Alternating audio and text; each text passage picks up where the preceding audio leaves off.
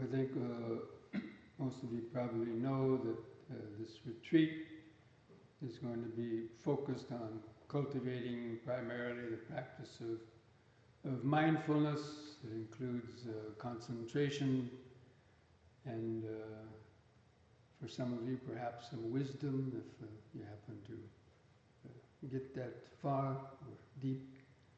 But basically also integrating the practice of some yoga exercise and breathing into the meditation. And this comes from the fact that, many in retreats, the practice of yoga exercise or other physical exercise is not emphasized or even hardly even mentioned, especially in some Buddhist meditation retreats. And in some centers, actually, they even forbid people to practice any type of exercise. And therefore, people's bodies get stiff and they develop lots of pains, and pain becomes a big distraction for a lot of people. And pains in the body become a distraction. And so by integrating the type of yoga that I'm going to be showing during this retreat is what I've kind of come up with, and I call it yoga for meditators, especially yoga for Vipassana meditators, because it focuses on the body, and through the practice of yoga and breathing you develop a more dynamic and experiential sensations in the body, and to help to get the mind rooted and grounded in the body, because that's where the meditation really begins. That's where at least the mindfulness practice begins, with mindfulness of the body, which also includes the breathing. So and so the focus, especially in the first few days, is going to be on cultivating the mindfulness and awareness of the postures, as well as the breathing that's going in and out of the postures. Now, because this body is considered the true home for the mind, and the mind operates through the body. And the body is where we really experience the world, through its nervous system, through our senses and nervous system. So it's important in meditation that the nervous system be in an optimal kind of functioning order, so that the mind can be alert and be able to feel more subtler and subtler vibrations that are triggering off our thoughts and reactions. So that's why becoming grounded and centered in the body is really the first stage of the practice of mindfulness or meditation in general. Because the body is always in the present moment. Whether it's sitting, standing, walking, laying down, doing different movements, that's all occurring in the present moment. And the practice of mindfulness is essentially cultivating awareness of the present moment, of the body and the mind occurring in the present moment. But the mind is not easy to just start observing, but the body is more gross, and it's sort of the outer shell of the body.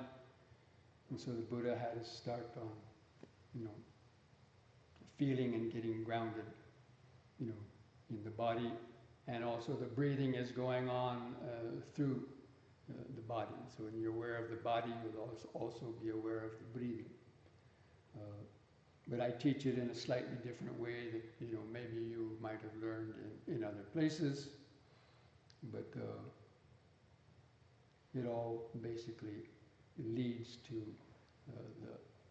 the development of more present moment attention in what I call the breathing body. So I don't try to separate the breath from the body really too much. But anyway, I'll be talking more about that as time goes on. So the yoga exercises are designed at helping to, have a better feeling in the body. And also the three main obstacles for meditation, what are all often called hindrances, are physical pain, sleepiness, and excessive thinking. But sleepiness is the number one worst hindrance. And that includes drowsiness and kind of nodding out and just the mind in a kind of a spaced out state, not very clear, or downright actually falling asleep. So that's because the energy isn't flowing properly, and also because of the posture. And the body and mind are integrated unit. They're not something you can really separate. Maybe only in the very highest formless jhanas you might be able to separate the mind from the body, but for most intents and purposes, the mind and body are working, are integrated unit, or they should be an integrated unit. But they become disintegrated through many unskillful and types of practices and habits and so on. People have become disconnected from the body. So, and the posture, actually meditation is half physical and half mental. And the body affects the mind and the mind affects the body. Again, for most meditators, until they've reached some very, very high levels, they both get affected by that. And so the posture is important, especially for helping to stay awake. Because gravity is always trying to pull the body down. And so we have this big head, weighs maybe a couple kilos. For you Americans, 5 pounds. So we have this big chin sticking out with nothing underneath it to support. So the first thing that happens is gravity grabs that chin and starts pulling it downward. And because we're not aware of the body, or we're half asleep, we don't notice it, and before long, a lot of people wind up sitting like this, and basically they're half asleep, or they're lost in their thoughts. So to keep the chin up and level to the floor, that allows for the nervous system energy to be able to flow and reach the head and the brain, where we register perceptions and our thoughts. Once the chin starts going down, it's like a dimmer switch being dimmed down. And you start to lose the awareness, even with just a fraction of an inch chin going down. That means already the mind is losing its bright attention. So it's just like electricity. If you bend and crimp the wires, then that impedes the flow of electricity, or let's say a water hose. And so by keeping the spine straight, it helps to allow for the alert state of mind. Because mindfulness basically means alertness, inattention to the present moment.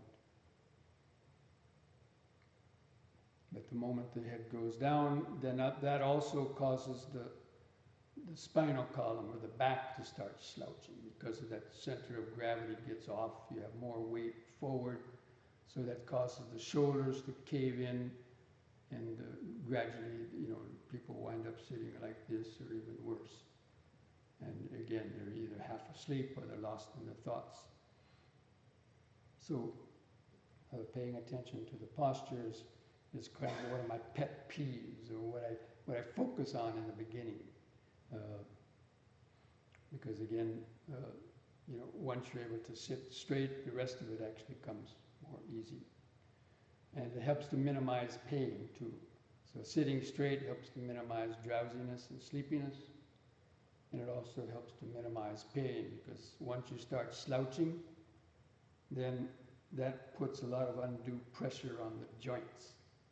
And that impedes the circulation, and therefore pains and discomfort arises from that too, from the different joints and so on. So learning how to sit straight helps to minimize, at least to minimize that. You're still going to probably, encounter sleepiness and some pain, but paying attention to the posture and learning how to self-correct will pay off in the long term. And so the yoga exercise, most people don't practice the kind of exercises that help to keep the joints flexible, and especially the spinal column. The spinal column is the most important bone or bones in your body, because the mind is connected to that. That means the nervous system. Without the nervous system, we're not aware of anything, of the world around us. So, and that's what meditation is about. It's learning to be aware of what's coming through your senses, being able to observe how you're reacting to those various sense stimulus and so on, so that you can cultivate ways to deal with your wandering thoughts, and therefore to develop your concentration. So anyway, that's just so the various types of yoga exercises I'll be showing are designed basically for helping those parts of the body and develop a more feelable or dynamic flow of energy, sensations that we use as a basis to hold our attention in the present moment along with the breathing. And also be teaching about cultivating deep, slow breathing. Now, normally in most meditation retreats where people are taking mindfulness of breathing, they tell people, don't control the breath, don't control the breath, just let it be the way it is. And that may be true for the deeper levels of concentration, but in the beginning, when people have faulty breathing in the first place, and their cells are half dead, they're half starved of oxygen, then that affects their mind.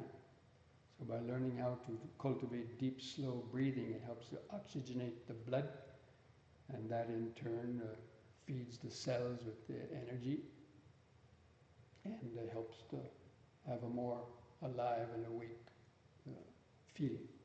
So that's just one aspect of it. I'm going to be talking more about that later. But anyway, it doesn't mean we do deep, slow breathing the whole time in meditation, but doing it at the beginning of meditation, and from time to time coming back, especially if we start to get drowsy or too many thoughts, to come back and take several deep, slow breaths is a wonderful, very wonderful way of concentrating, because it takes more effort to breathe that way, so it helps you to concentrate too. But anyway, these are just things that I put out there, and you can experiment with these and see if it helps you. So, as we've already mentioned, there'll be a period of yoga exercise in the morning before the morning meditation, and then again in the afternoon a little bit longer session where we do some different. The morning session will primarily be some standing exercises, and in the afternoon some other exercises from the sitting position or even the laying down position. But it's all done very mindfully and with that kind of slow, deep breathing. And really, I don't see it as any different than meditation, really, because it's about staying grounded in the body, and that helps you to be aware of the thoughts that are coming and going as well. Now, apart from that, there's basically 3 stages to the meditation, and that is called the mindfulness, the concentration, and wisdom. And the Buddha mentioned them in this order because that is the natural order that normally they are cultivated. So mindfulness basically is the alertness to the present moment, alert to the body, and alert to the mind that's operating through the body, its thoughts, feelings, and so on. And because if you're not, attentive to the body, then if you're not aware that the head is going down, you may wind up sitting like this for 5 or 10 minutes or longer, in a half sleepy state. So, what kind of concentration are you going to get from doing that? So therefore, to be mindful of the posture is very good, so you can try to check that posture, correct it, and allow for the mind to come back to its more bright and alert attention, so that you can feel the breathing more closely. But anyway, so mindfulness is that alertness to the present moment, and concentration is the ability to keep the mind connected or focused on a particular object. So in this case, the object of concentration is the posture and the breathing, and or both. It's not one-pointed where you try to fix your attention on one tiny point and try to forget about everything else. But it's a more open form of concentration. And so to keep remembering that this body is sitting and breathing.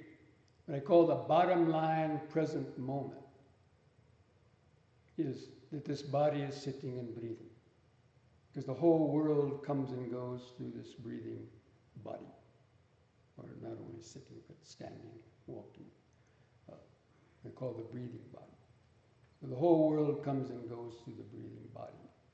So when you're attentive to it and keep remembering it, then you will be feeling the posture and also the sensations, and therefore you will be able to see when the hindrances are arising.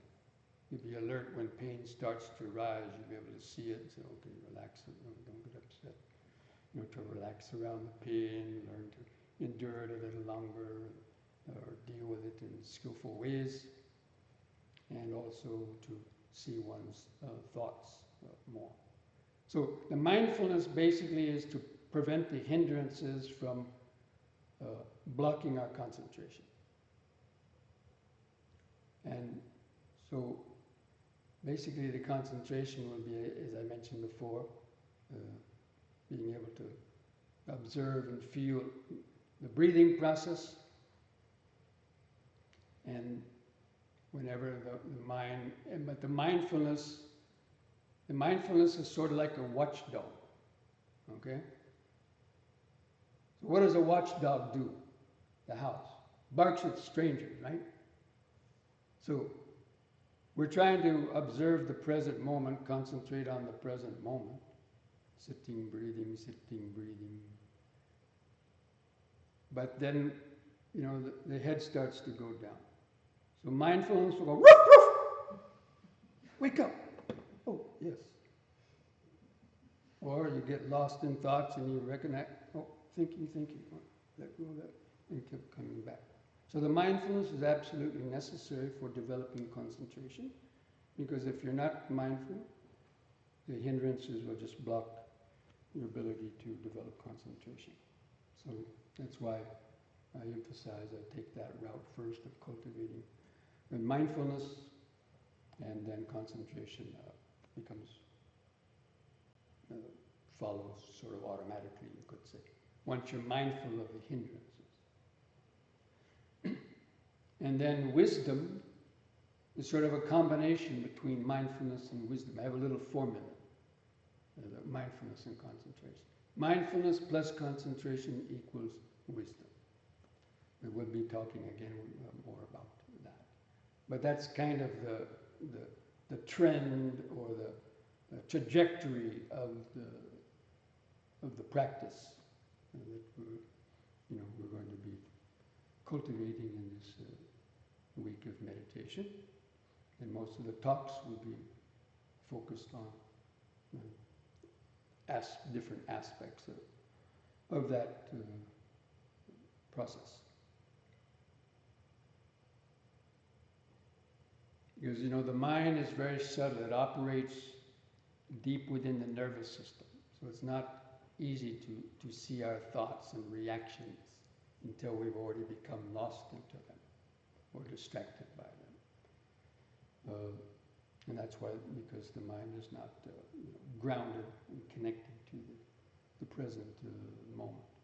And actually, that's one of the meanings of mindfulness is to remember. But to remember the present moment. So to remember what the body is doing right now, you're remembering what the mind is doing right now. So right now it's sitting. And so you just keep reminding yourself, sitting, sitting, sitting, sitting. And if you could just remember that much and feeling the body without any type of distraction coming through the mind, you could attain a very deep state of meditation just by doing that. But within the body is the breathing. So first we get connected and establish a good posture, being aware of the posture, and then gradually tuning in and feeling the expanding and contracting sensations.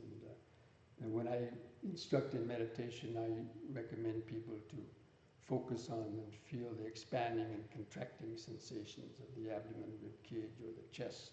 Not trying to find one tiny little point, but kind of just being open and notice that there's different little sensations of expanding and contracting, so it gives you a little bit more to observe.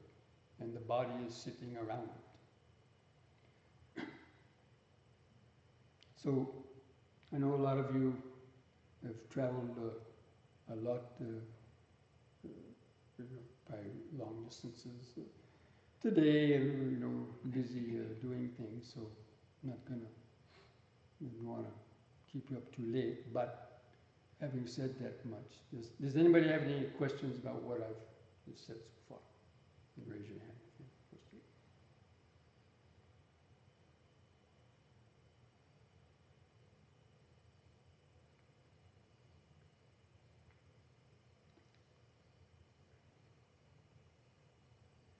It's not a question.